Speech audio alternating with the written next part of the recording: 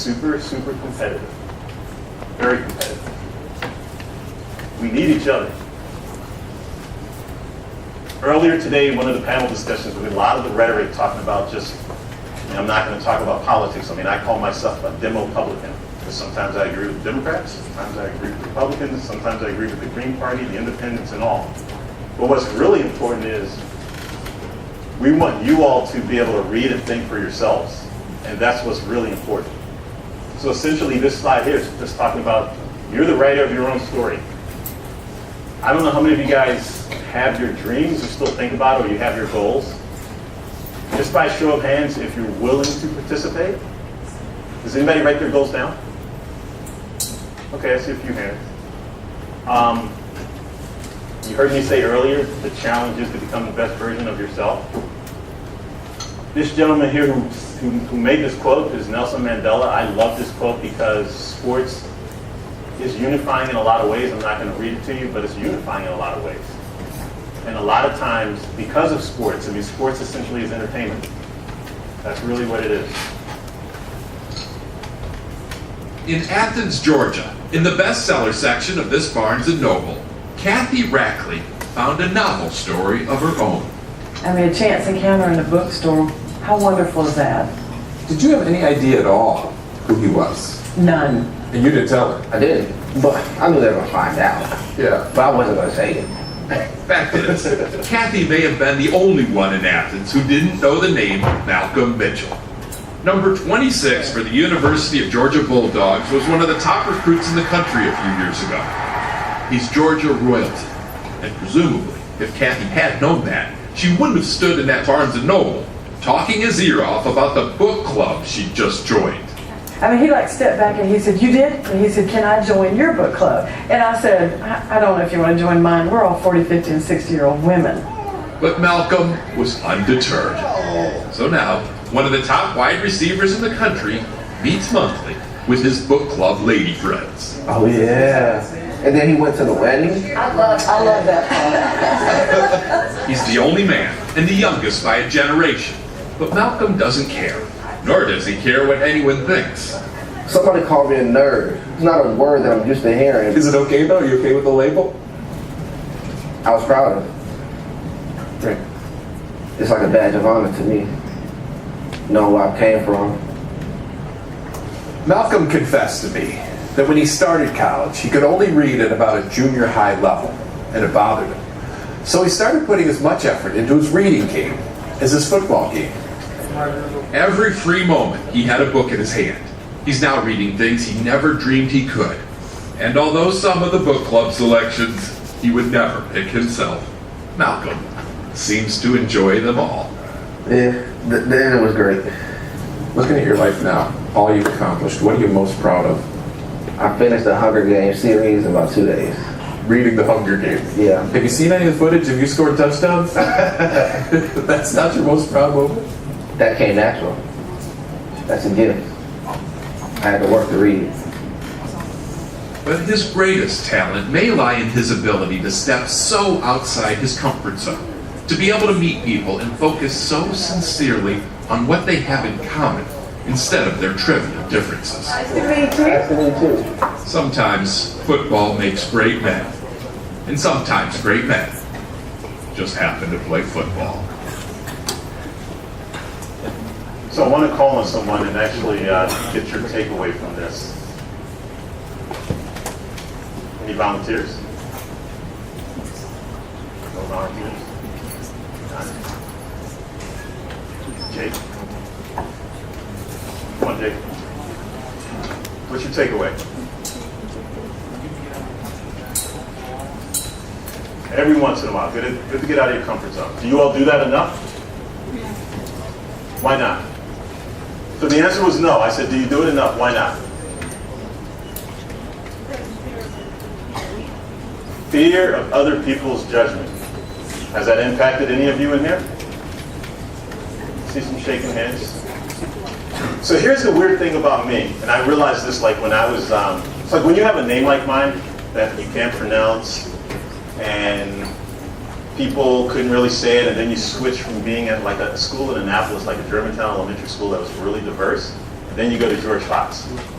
George Fox was predominantly white, and they were calling for racial riots and stuff like that. And for me, I'm going, I had no idea what they were talking about. I hadn't faced racism before, so I'm in 6th grade going, basically, what the hell's wrong with you? And it didn't compute, especially having played sports, because when you play sports, you play with other people, and you realize you have to rely on other people in order to be good, especially in team sports, unless you're playing tennis or something like that, an individual sport.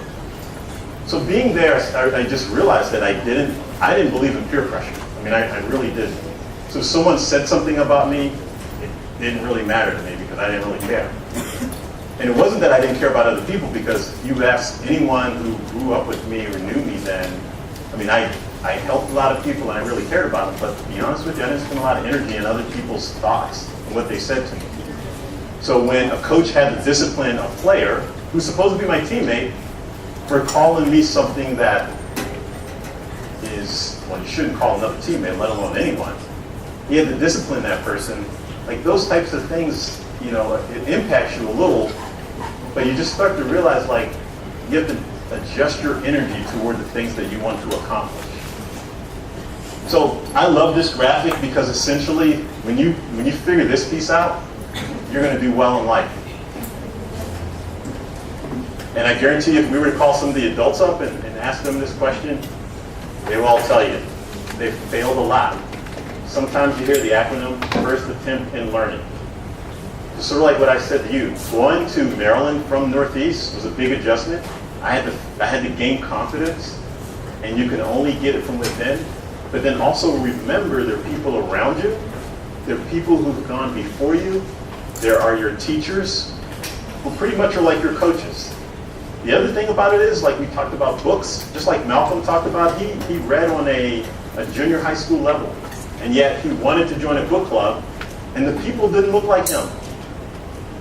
But he wasn't afraid because he got outside his comfort zone. So what's the secret to success in life and sports? So I like to kind of call it this. This gentleman right here, you probably never heard of. And the only reason why he surfaced is because of some of the things that have happened over the last 2 or 3 years with various things with police officers and so on and so forth. So this gentleman's name is Robert F. Smith. And you can see he's awarded the Cornell Entrepreneur of the Year Award. He was the number 2 donor of the African American Museum. He gave $20 million. $20 million. The person in front of him was Oprah, who gave $21 million. So Cornell University, he graduated from Cornell University with a degree in engineering. He just gave a gift to Cornell University of $50 million total. Part of the gift is $20 million personally. The other part of the gift is $30 million from his companies. So his company is called Vista Enterprises, and it's a company that essentially he purchases other computer companies. So what he's done, when you have a name like Robert F. Smith, it's kind of easy to kind of hide out and nobody knows who he was. And he would just do business, and next thing you know, he had amassed a personal fortune of $2.6 billion. But you see what he says? What's the advice that he says? This is advice that he gave to students who were in a city, in Baltimore City. Every day I need you to set a new goal.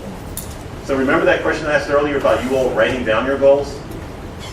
One of the reasons why I was successful is when I was at George Fox, before I got to Northeast, I had already had in my mind, I said, okay, I want to break the 100-meter record, the 200-meter record, and the 400-meter record. And my question to you is, do you think I did it?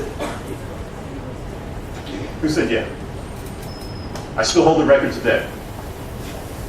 Now, either that means I was like a phenomenal athlete, or you guys just aren't that good now.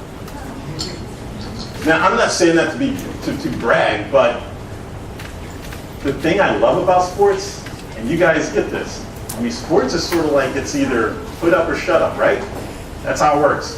The coach, if he has a choice or she has a choice, they're going to put the person playing who's going to do the best for the team. So my suggestion here, what do you think this slide's really all about to you all? What does it mean to you? What do you think the point that I'm trying to make? Somebody, you can just yell it out. I'm not going to call it. Or did I lose you all? Did you guys check out already? Set goals. Know what you want. Clear expectation. I figured if I'm going to put the slide up, you can see what the goals, set clear goals, make sure it's measurable, take action, achieve, and then celebrate. So if you noticed, I'm going to ask her a question. What was the goal for your cheerleading squad this year? And did you guys win the states? That's what happens. It's as simple as that. Now tell me, can I call on you again? Why did that happen? You all put the work in. Stand up. Actually, you tell me in your own words. Why were you all able to achieve the state championship this year? What work did you do? And did you think about, did your coach remind you of that goal? So what I found, thank you, round of applause. So here's what I found. Here's essentially what I found. If you know what you're shooting for, you have a target in mind, especially for you guys out there. I'm not saying it doesn't work for women, but guys tend to be more like literal. And women have this unbelievable way of being more figurative, especially at this age. Guys, I hate to say it to you, but they're kind of kicking their butt academically and going to college, graduating. They're really kicking your butt. But at any point, setting goals is really important. That's pretty self-explanatory. The challenge is, well, you get this piece. Anybody like this particular slide? Negative people always come up with problems. You get involved in their problems. In other words, drama. Stay away from drama. The magic happens when no one's paying attention or no one's looking. And I love this slide because essentially what happens is you see someone like Bill Gates. Bill Gates, richest man in the world. He actually started coding when he was in junior high school. So by the time he got to Harvard, and by the way, does he have a degree from Harvard? He dropped out of Harvard. He didn't have a degree. But he had an idea and he started working on it, but he started working on it when he was before he got to high school. So some of you guys are sitting on ideas that can revolutionize the world. Snapchat. Was he an old guy or a young guy? He was a young guy. Everything is geared toward you all. So anyway, that's all I have. Thank you for your time. Does anybody have any questions?